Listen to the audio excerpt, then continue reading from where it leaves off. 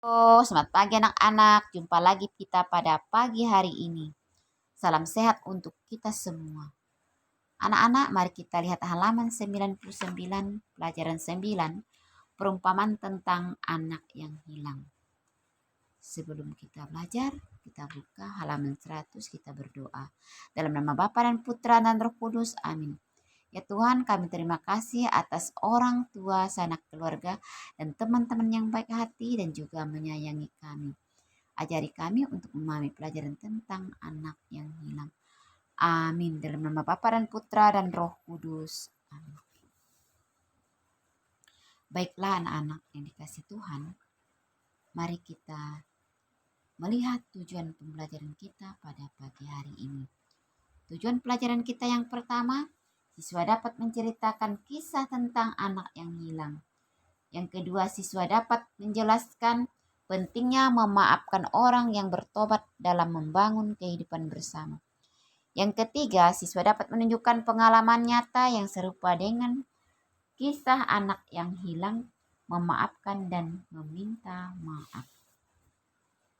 Anak-anak, mari kita lihat lagi buku paket kita halaman 102 sampai 103. Nah, Ibu harapkan kalian bisa membacanya nanti di rumah tentang cerita Leni ini bersama teman-temannya, ya. Nah, semoga kalian bisa membacanya dengan baik. Sekarang kita lihat lagi halaman 105, ya, sampai 104 sampai 106, ya anak-anak, ya. 104 sampai 106 nanti kalian baca. Mari membaca kitab suci. Bacalah kisah dalam kitab suci berikut ini. Perumpamaan tentang anak yang hilang. Ya. Nah, nanti kalian baca baik-baik di rumah. Ibu harapkan kalian bisa memahami dan mengerti. Ibu akan menjelas secara ringkas. Anak-anak, Ibu menjelaskan secara ringkas dulu. Mari kita melihat cerita tentang anak yang hilang tadi. Di situ beberapa tokoh yang menceritakan tentang kisah anak yang hilang, yaitu ada ayahnya, ada abangnya, ada si bungsu, ya. Nah, dalam bacaan tersebut, ayahnya adalah seorang atau sosok yang penuh belas kasih, ya, karena memiliki hati yang terbuka dan mampu menerima siapapun, ya. Bahkan si bungsu ini telah banyak merugikan atau mengkhianati ayahnya. Sekalipun peristiwa atau kejadian ini yang dilakukan oleh si bungsu, tetapi ayahnya tetap terbuka. Dia mau memaafkan anaknya. Tetapi sedangkan kakaknya dalam bacaan di atas adalah sosok yang penuh kedengkian dan iri hati. Oleh karena itu, hati yang sulit terbuka pada orang lain itu sangat banyak yang dialami oleh manusia, ya. Secara langsung kita juga, ketika kita disakiti, hati kita seringkali kita susah atau sulit untuk memaafkan orang, ya. Nah, hanya orang-orang yang hatinya diliputi belas kasihlah yang mampu membuahkan perbuatan-perbuatan baik. Anak-anak, apa-apa saja perbuatan-perbuatan baik yang dilakukan ayah si bungsu? Yang pertama, memaafkan. Yang kedua, merangkul. Yang ketiga, mencium. Yang keempat, menerima kembali. Ya. Jadi ayahnya ini adalah sosok yang mampu menerima kembali kesalahan si bungsu atau kesalahan anaknya ini. Anak-anak yang dikasih Tuhan, perumpamaan tentang anak yang hilang ini merupakan suatu perbuatan dosa, ya. Awal dari perbuatan manusia jatuh dalam dosa adalah Yang pertama, kenikmatan duniawi. Yang kedua, keserakahan. Yang ketiga, mementingkan diri sendiri. Nah, itulah awal manusia jatuh dalam dosa. Dalam kisah cerita atau tentang anak yang hilang ini, dikisahkan sosok anak yang hilang ini dikisahkan sebenarnya lebih tepat adalah judulnya adalah anak yang durhaka, bukan anak yang hilang. Itu sangat cocok sekali.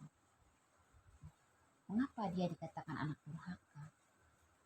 Dia ingin hidup sesuka hatinya, ingin bebas, tidak membantu orang tuanya, hidup bermalas-malasan, hidup berpoya-poya, ya.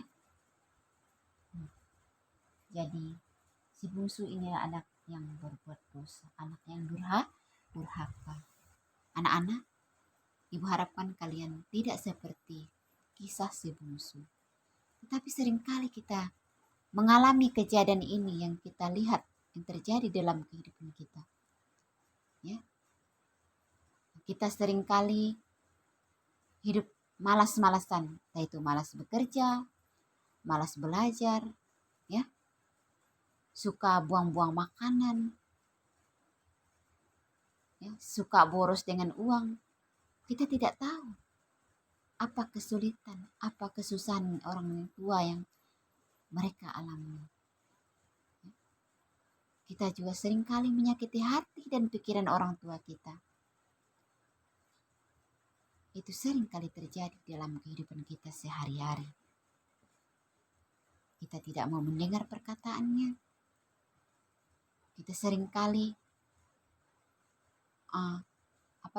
ketika kita tidak dipenuhi keinginan kita nangis, kita meraju, ya. Akhirnya orang tua juga merasa sangat kecewa dengan sikap dan perbuatan kita. Kita harus bersyukur anak-anak kepada orang tua kita, ya, bahwa mereka mampu mendidik kita seperti yang dialami oleh ayah si bungsu. Ya, ia mampu membuka hati dan pikirannya untuk memaafkan anaknya meskipun dia salah. Demikianlah orang tua, ya anak-anak, ya. Seberapa besar pun kesalahan anaknya, dia mampu memaafkannya. Nah, selain itu, Allah Bapa juga mampu menerima siapapun yang mau bertobat dengan tulus dan ingin kembali kepadanya. Disinilah letak penting kisah ini dalam keseluruhan rencana keselamatan Allah. Persoalan bagaimana cara supaya kita sebagai pendosa diterima kembali dalam pengakuan Allah Bapa, sehingga kita boleh masuk ke dalam kerajaan Allah. Cara-cara supaya kita bisa masuk ke dalam kerajaan Allah atau kembali kepada Allah adalah: 1. Jujur mengakui kesalahan. 2. Meminta maaf. 3. Memperbaiki tutur kata dan perilaku kita. Apa yang dimaksud memperbaiki tutur kata dan perilaku kita? Adalah cara untuk kembali kepada Allah. Menurut Tuhan Yesus, setiap orang yang bersalah harus diberi kesempatan untuk memperbaiki diri dan membuktikan bahwa ia benar-benar bertobat. Anak-anak, memaafkan orang lain yang berbuat salah adalah cara untuk menjadi semakin serupa dengan Allah. Anak-anak, ibu rasa cukup sampai di sini dulu perjumpaan kita. Mari kita tutup dengan doa dalam nama Bapa dan Putra dan Roh Kudus. Amin. Ya Bapa, ajarilah kami supaya kami mau mengampuni dan dijauhi dari segala dosa. Amin. Dalam nama Bapa dan Putra dan Roh Kudus. Amin. Sampai jumpa anak-anak. Tuhan Yesus memberkati.